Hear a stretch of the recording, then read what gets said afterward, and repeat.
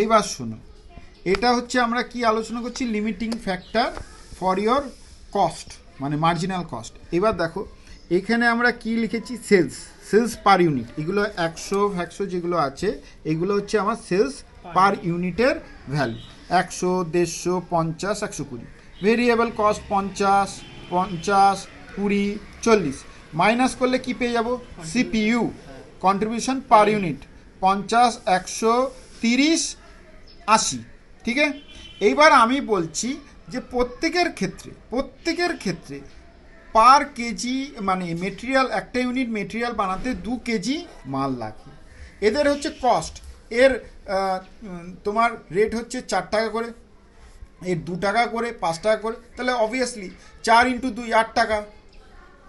তারপরে হচ্ছে তোমার 2 × 2 4 টাকা, 2 × 5 10 টাকা, 1 × 2 2 টাকা।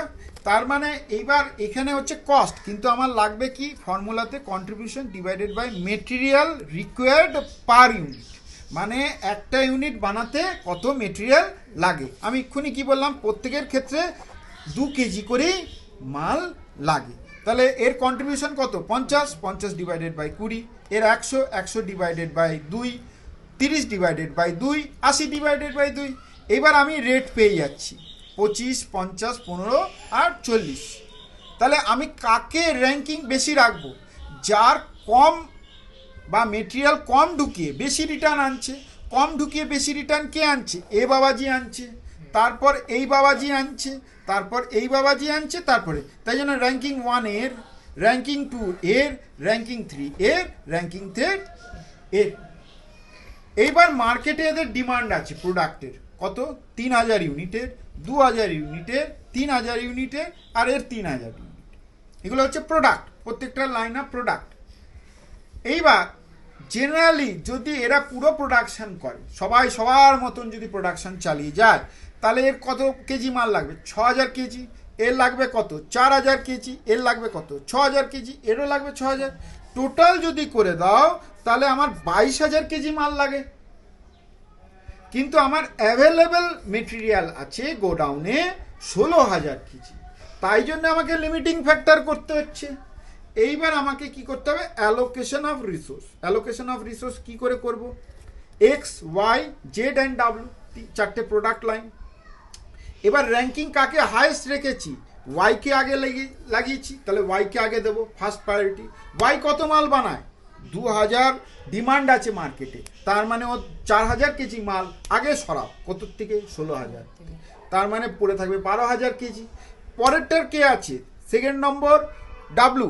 ডাব্লুর কত মাল লাগে মার্কেটে, ডিমান্ড 3000, তার মানে 6000 কেজি লাগবে ডাব্লু, 6000। তাহলে 6000 12000 থেকে মাইনাস করে দাও, রিমেনিং 6000 পড়ে রয়। থার্ড কে আছে, থার্ড আছে এক্স। এক্সেরও ডিমান্ড 6000 কেজি, তাহলে 6000 মাইনাস 6000 ইজ 0। এইবার তার মানে জেডের জন্য কোনো মাল পড়ে নেই, তার মানে যা 16000 টাকা, 16000 কেজি মাল পড়ে রয়েছে পুরোটাই জেডকে বাদ দিয়েই হবে, কেননা জেডের কন্ট্রিবিউশন সবচেয়ে লো, 4th। এইবার আমরা বার করব পিএল স্টেটমেন্ট। কি করে, কস্ট কন্ট্রিবিউশন বার করতে গেলে আমার কি লাগবে, সিপিইউ তো আগেই বার করে দিয়েছি 50, 100, এটা তো বানাবোই না, এর 80। আর কটা ইউনিট মার্কেটে ডিমান্ড, এক্ষুনি আমরা বলেছি এর 3000 কেজি, এর 3000 ইউনিট, 2000 ইউনিট, 3000 ইউনিট, 3000 × 50, 2000 × 100, 3000 × 80 করলে আমি টোটাল যোগ করলে আমি কি পেয়ে যাব, কন্ট্রিবিউশন 5,90,000।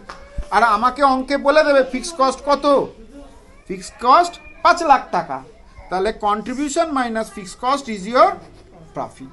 এইটা প্রসেসটা করা হয় only in case of a material.